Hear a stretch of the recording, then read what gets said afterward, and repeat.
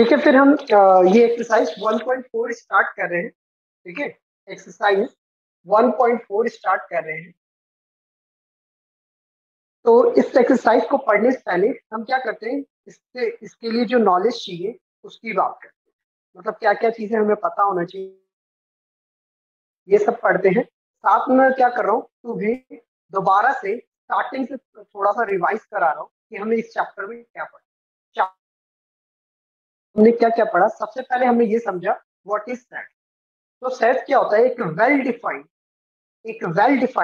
Collection होता है number, set of natural number. तो हमें पता है, ठीक है, कि उसमें क्या आएंगे, सिर्फ नेचुरल नंबर है। तो वेल डिफाइंड जो होता है उसे हम क्या बोलते हैं, सेट। फिर हमने एक्सरसाइज 1.1 में सीखा कि सेट को दो तरीके से लिखते हैं। दो तरीके से लिखते हैं, सेट बिल्डर फॉर्म में लिखते हैं, सेट रोस्टर फॉर्म में लिखते हैं। अगर मैं 1 2 3 4 ऐसे करके लिखता हूं तो ये क्या हो गया मेरा। और अगर मैं बोलूं सेट्स ऑफ नेचुरल नंबर तो ये क्या हो गया मेरा, सेट बिल्डर फॉर्म। और साथ में हमने एक्सरसाइज 1.1 में कहते हैं और किसे नहीं, ये सारी चीजें हमने देख लिया। फिर हमने जब एक्सरसाइज सेकंड स्टार्ट किया तो एक्सरसाइज एम्प्टी सेट के बारे में पढ़ा। तो एम्प्टी सेट किसे बोलते हैं, जो खाली सेट्स होते हैं, यानी जिसमें एक भी एलिमेंट नहीं होते। Finite and infinite sets. ठीक है, फाइनाइट सेट्स में क्या होता है, एक वेल डिफाइंड कलेक्शन होता है। फाइनाइट सेट्स में क्या होता है, एक वेल कलेक्शन होता है। जैसे कि मैं बोल दूं natural number less than 6, natural number less than 3, तो सभी बच्चे क्या कहेंगे, 1 2।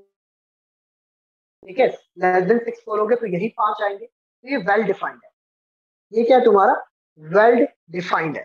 ठीक है, इनके अगर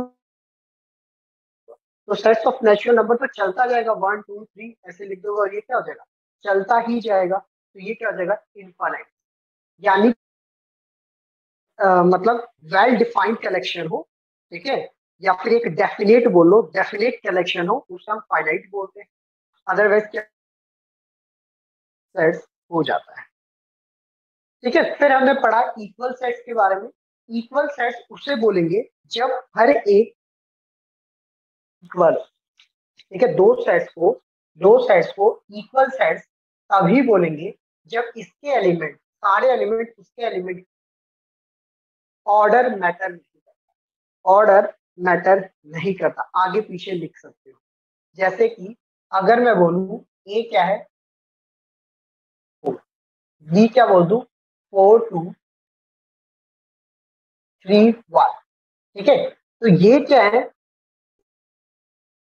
कि एलिमेंट कितने हैं, यही चार है, चार एलिमेंट है। आगे पीछे उससे कोई मतलब नहीं, ये दोनों क्या हो जाएंगे, इक्वल सेट्स हो जाएंगे। इक्वल सेट्स हो जाएंगे। आ गया समझ में, गुड, बहुत बढ़िया। ठीक है, यहां तक अगर किसी को कोई दिक्कत है तो बता सकते हो, आई थिंक टेबल होगी। ठीक है, तो जो जो मैंने डेफिनेशन सिखाया है वो डेफिनेशन तुम देख भी सकते हो, पेज जैसे जैसे टर्न करोगे तो तुम्हें समझ में आता है।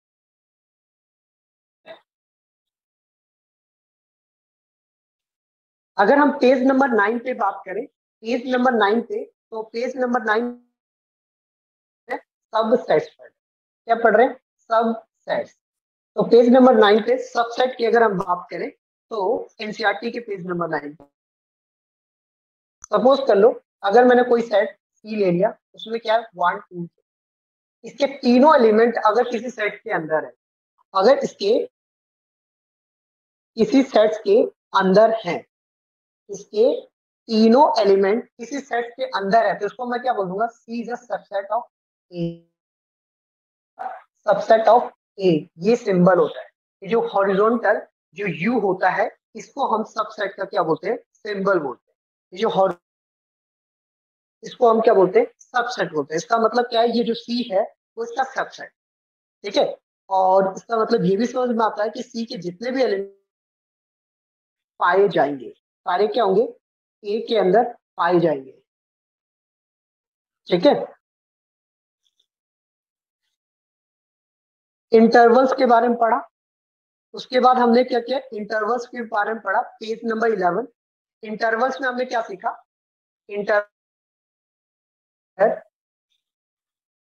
इंटरवल्स में हमने सीखा, अगर मैं कोई इस तरीके से लिखता हूँ 310, 310 यानी ये स्मॉल ब्रैकेट है, इसको हम क्या बोलते हैं, स्मॉल ब्रैकेट बोलते हैं। अगर ये स्मॉल ब्रैकेट है तो ध्यान रखना, स्मॉल ब्रैकेट जब हम, उसका मतलब क्या, 3 से 10 तक है, बट 3 और 10 को काउंट नहीं करें।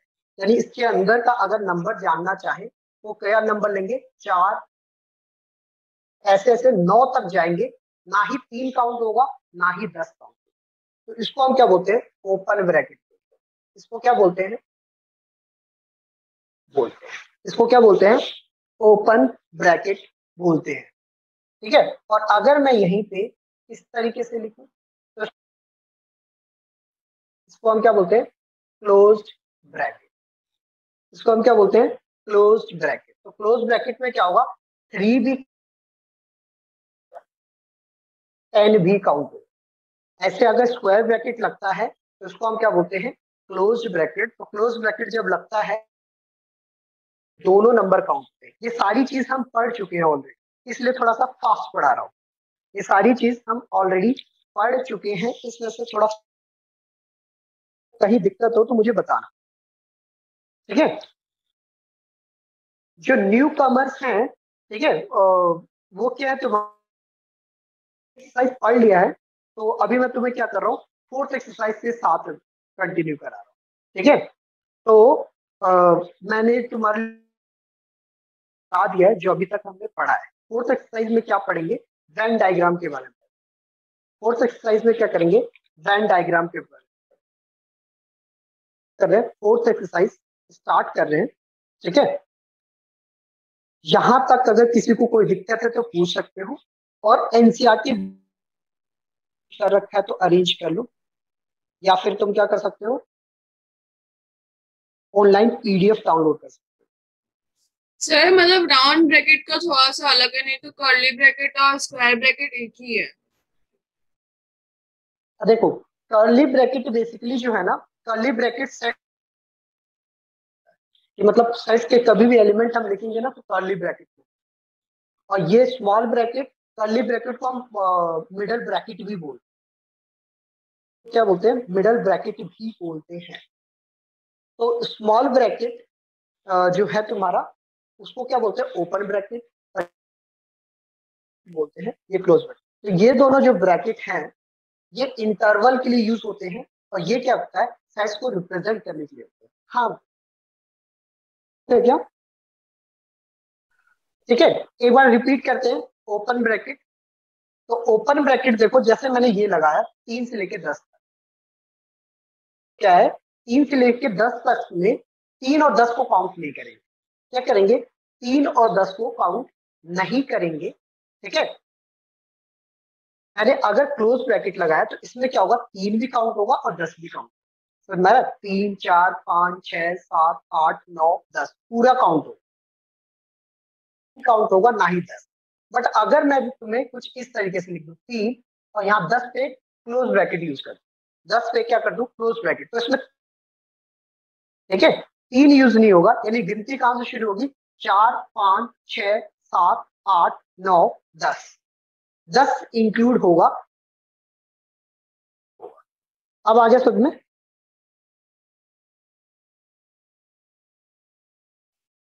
ठीक है, गुड, शाबाश। ठीक है, नेक्स्ट हम बात करते हैं वेन डायग्राम। इरेज करो मैं,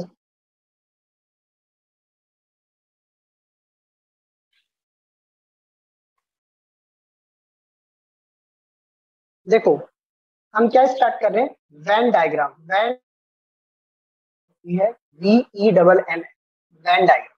ठीक है, वेन डायग्राम क्या होता है, एक रिप्रेजेंटेशन है।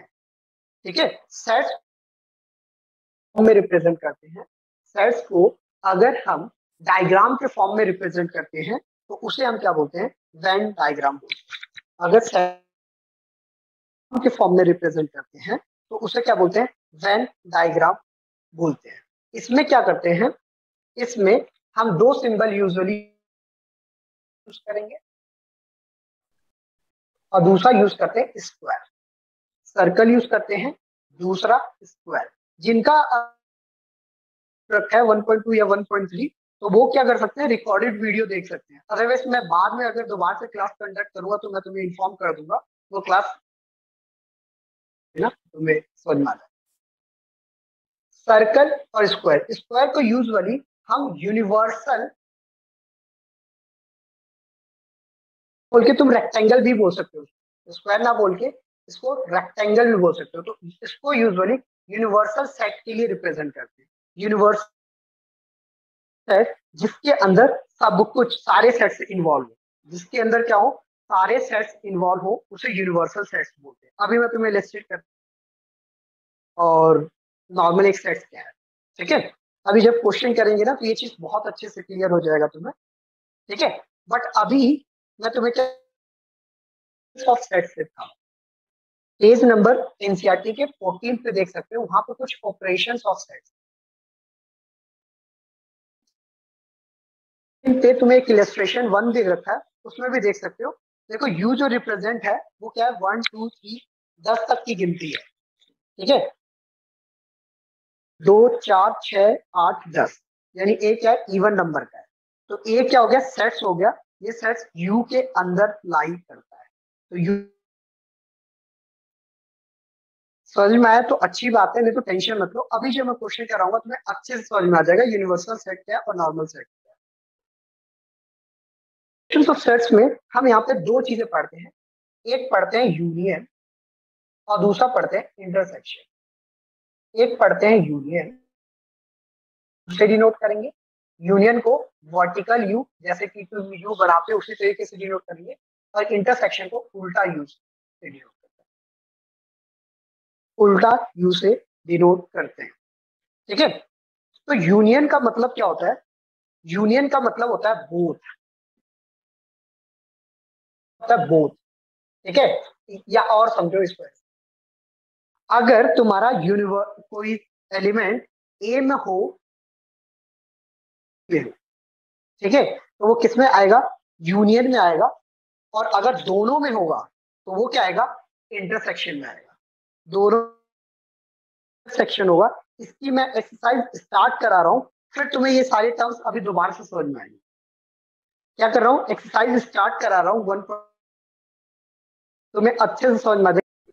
देखो यहाँ पे एक्सरसाइज 1.4 में जो फर्स्ट पार्ट दे रखा है उसमें एक एक्स दिया और ये वाई दिया है, ठीक है।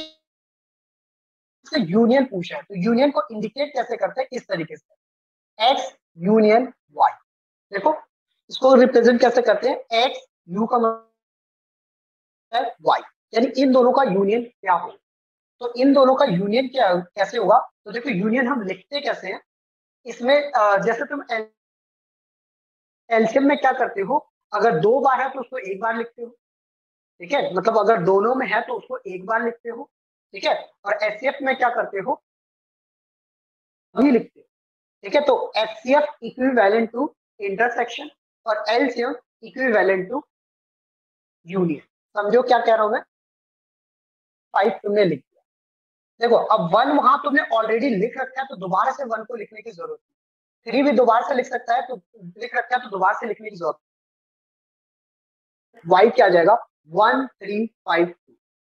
समझ में आ रहा है, यूनियन इक्विवेलेंट टू एलसीएम, जैसा कि तुम करते थे ना, एक बार लिखते थे, है ना। तो ये देखो 1 और 3 दोनों में है तो एक एक बार लिखेंगे, और जो एक सिंगल टाइम है उसको लिखेंगे, ठीक है। देखो इस क्वेश्चन में वैसे बोला है, बट अगर इसी क्वेश्चन में तुमसे इंटरसेक्शन निकालने के लिए बोलता, इसी क्वेश्चन में अगर तुमसे इंटरसेक्शन फाइंड आउट कैसे करते, ये किसके इक्विवेलेंट होता है, एचसीएफ के, ठीक है। तो जो चीज दोनों में होगा वही हमारा रिजल्ट होगा, यानी कि 1 में है तो ये क्या हो गया हमारा यूनियन, और ये क्या हो गया हमारा इंटरसेक्शन। सबको समझ में आया what is union, what is intersection. I hope सबको समझ में आ चुका है what is union and what is intersection. Yes sir. Second question करते हैं, ठीक है, गुड, शाबाश। इसका सेकंड क्वेश्चन देखो है। सेकंड क्वेश्चन में क्या है हमारा, तो सेकंड मतलब फर्स्ट का ही सेकंड पार्ट है। फर्स्ट का ही सेकंड पार्ट है। यहाँ पे क्या दे रखा है, ए दे रखा है, AEI, ठीक है, और बी दे रखा है ABC। तो देखो क्वेश्चन में तो सिर्फ यूनियन फाइंड आउट करने के लिए बोला। क्वेश्चन में क्या है, सिर्फ यूनियन फाइंड आउट करने के लिए बोला, बट मैं तुम्हें इंटरसेक्शन भी दिखा। तो देखो, अब देखो ए ऑलरेडी लिख चुके हो तो दोबारा से लिखने की जरूरत नहीं है, सिर्फ बी और सी को दोबारा से लिखने की जरूरत है। बट अब से इंटरसेक्शन पूछता, तो इंटरसेक्शन क्या होता है, दोनों में जो कॉमन है, तो कॉमन क्या है, सिर्फ ए है, तो इसका रिजल्ट क्या हो जाता है, ए। इसका रिजल्ट क्या हो जाता है, ए। फटाफट नोट कर लो, और किसी भी बच्चे को कोई दिक्कत है तो पूछ सकते हो।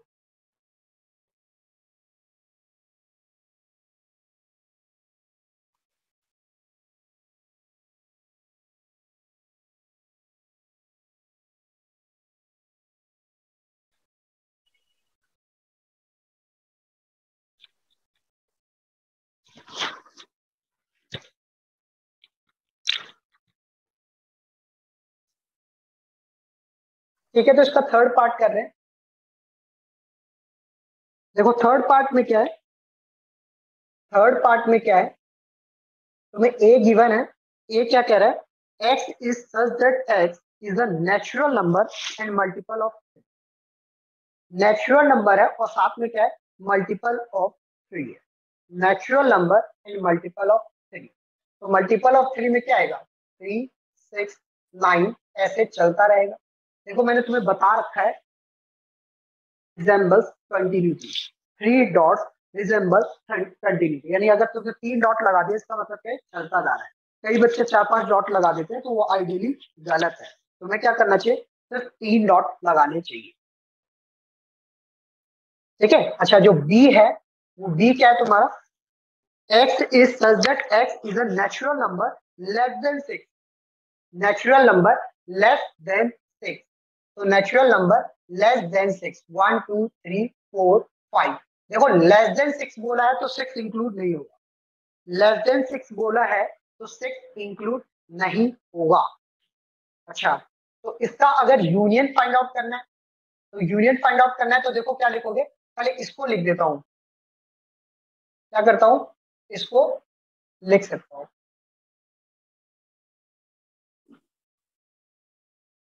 ठीक है, इस तरीके से।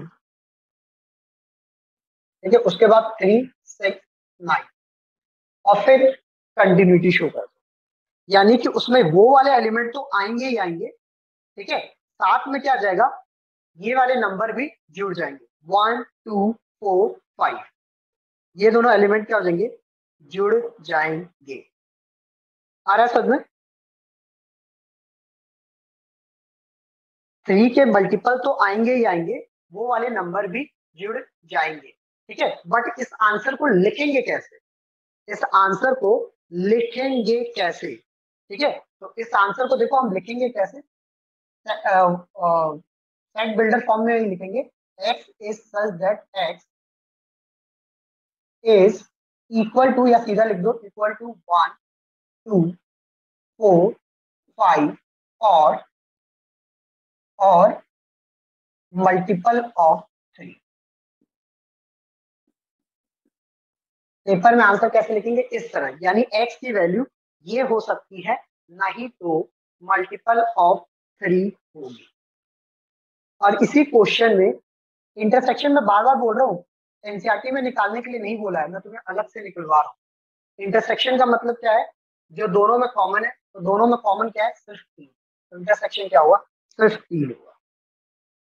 इंटरसेक्शन क्या होगा, सिर्फ 3 होगा, ठीक है, इंटरसेक्शन क्या होगा, सिर्फ 3 होगा। फटाफट इसको नोट कर लो, फिर हम इसका फोर्थ पार्ट करते हैं।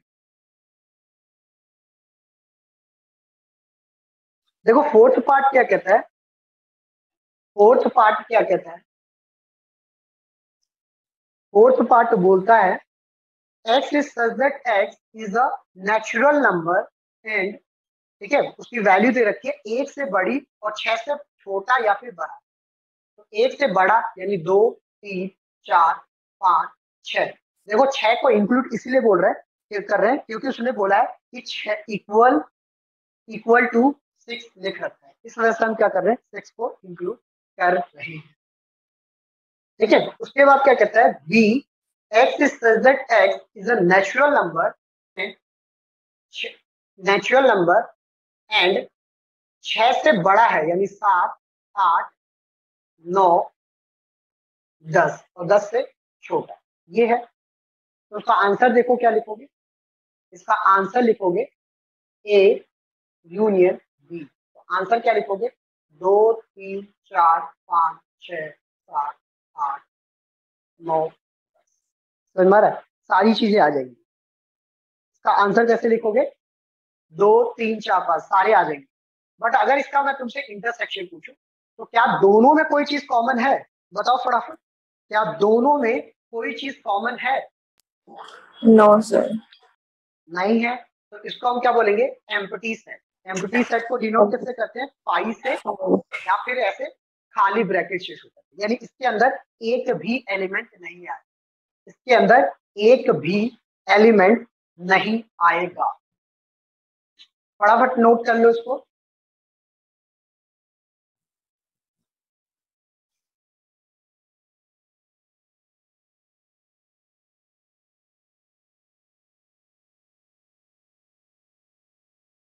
मैं इसको इरेज कर रहा हूँ तो फिफ्थ पार्ट करते हैं। अगर किसी बच्चे का नहीं होता तो स्क्रीनशॉट ले लिया करो या फिर मुझे बोल दिया करो थोड़ी देर के लिए वेट करना।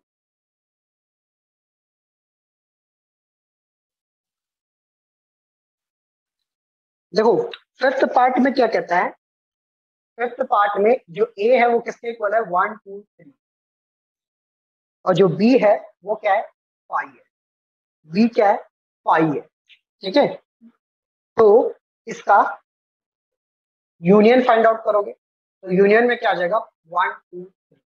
देखो 5 को लिखते नहीं है, 5 को हम लिखते नहीं है इसलिए इसका यूनियन क्या हो जाएगा 1, 2, 3। अच्छा दोनों में कॉमन की बात करूं तो दोनों में कॉमन कुछ भी नहीं है तो ये क्या आ जाएगा 5 आ जाएगा। ये क्या आ जाएगा 5 आ जाएगा। ठीक है, तो उसको फटाफट नोट कर लो फिर हम क्वेश्चन नंबर सेकंड स्टार्ट करें।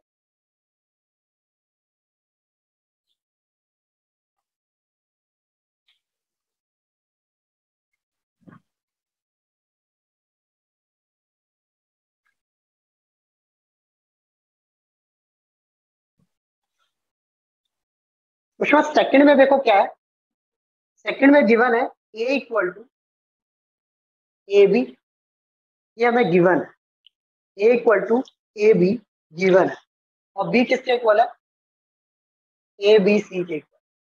बी किसके इक्वल है ए बी सी के इक्वल है। तो हमसे पूछा है क्या ए बी का सबसेट है, तो देखो ए के सारे एलिमेंट बी के अंदर है, ए के सारे एलिमेंट बी के अंदर हैं तो हम बोलेंगे yes yes A is a subset of. अगर ए के सारे एलिमेंट बी के अंदर पाए जाते हैं तो हम क्या बोलेंगे वो इसका सबसेट है। तो उसके बाद क्या पूछा है इन दोनों का यूनियन बता दो, तो इन दोनों का यूनियन क्या होगा ए बी सी। किसके इक्वल लिख सकते हैं बी के इक्वल लिख सकते हैं। इसका यूनियन किसके इक्वल हो गया बी के ही इक्वल हो गया। इसका यूनियन किसके इक्वल हो गया बी के ही इक्वल हो गया है। अच्छे से देख लो इस क्वेश्चन को और अगर किसी बच्चे को कोई दिक्कत आ रही है तो पूछो। अगर किसी बच्चे को कोई भी दिक्कत आ रही है तो पूछो।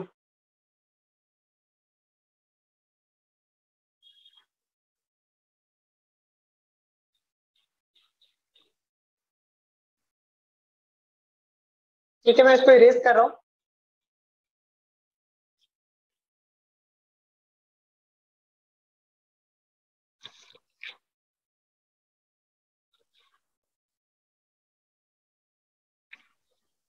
क्वेश्चन थर्ड देखो क्या कहता है if A and B are two sets such that A is a subset of B.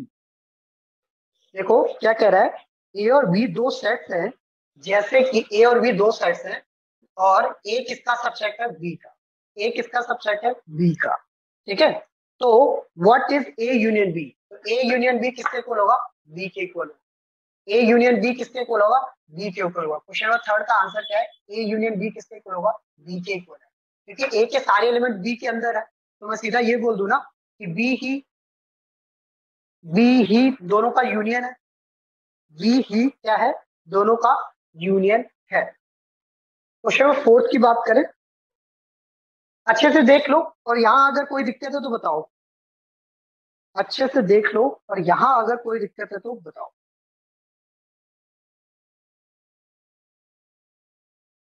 Sir जो एम्प्टी सेल्स को जैसे डिनोट करते हैं पाई से, वो एलिमेंट नहीं होता ना?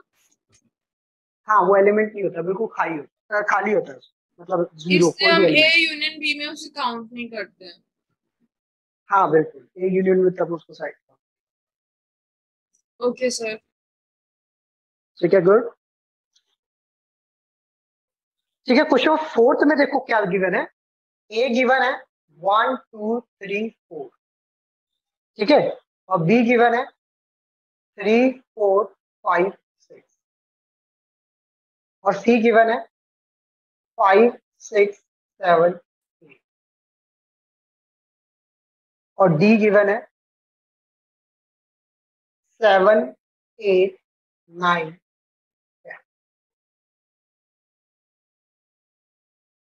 ठीक है, ये सारी चीजें गिवन है। तो देखो इस क्वेश्चन में करना क्या है, इस क्वेश्चन में करना क्या है, सबसे पहले हमें A union B find out करना। A union B find out करना। इस क्वेश्चन को तुम खुद से ही कर सकते हो, बट कोई नहीं, मैं ही करा रहा हूँ। ए यूनियन बी है, तो क्या लिखेंगे, 1 2 3 4 ऐसे लिख दो, और 3 4 लिख चुके हो तो सीधा क्या लिखोगे, 5। समझ आ रहा है, ए यूनियन बी यही होगा। ए के सारे लिख दो और जो बी में कॉमन है वो हटा दोगे। अगर सेकंड पार्ट की बात करते हैं तो ए यूनियन सी की बात करें, तो ए यूनियन सी की बात करेंगे तो इसमें क्या है, 4 है और ये 8 है, तो ये सारा आ जाएगा। 1 2 3 ऐसे चलता चलता पूरा कितना आ जाएगा, 8 है।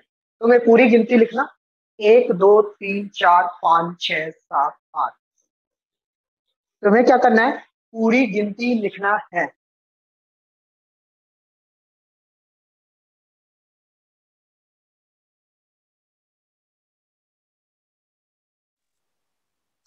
थर्ड पार्ट की बात करें तो थर्ड पार्ट में क्या है, बी यूनियन सी है, तो पहले बी को लिख दो, 3 4 5 6। अब देखो क्या चीज कॉमन है, 5 6 कॉमन है, तो 5 6 नहीं लिखेंगे, सीधा 7 8। क्या लिख देंगे, सीधा 7 8 लिख देंगे। उसके फोर्थ पार्ट की बात करें तो क्या आ जाएगा, बी यूनियन डी। तो पहले बी को लिख देंगे, ठीक है, 3 4 5 6, और फिर 7 8 9 पूरा चलता रहेगा, यानी कि पूरी गिनती चलेगी, 3 4 5 6 ऐसे गिनती चलती रहेगी, कहां से,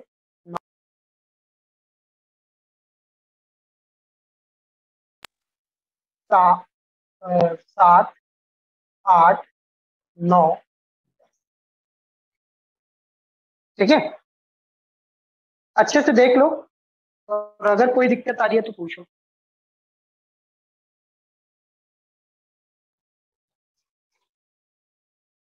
नोट कर लो फटाफट।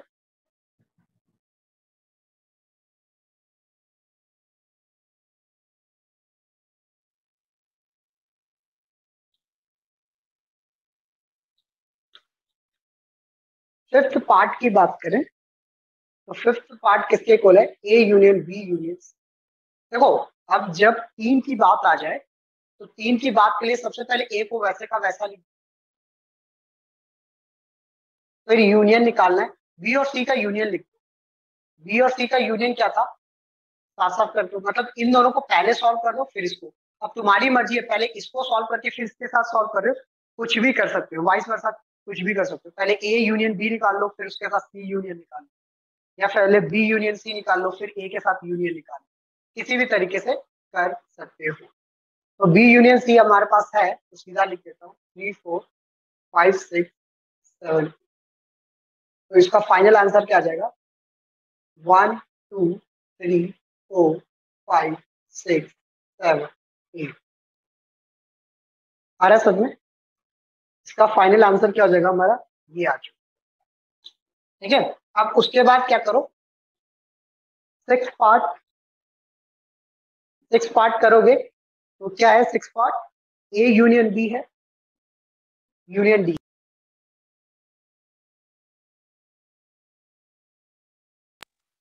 तुम्हें बताया है, मर्जी है तुम्हारी, ए यूनियन बी पहले फाइंड आउट करो। 1 2 3 4 5 6, फिर यूनियन डी।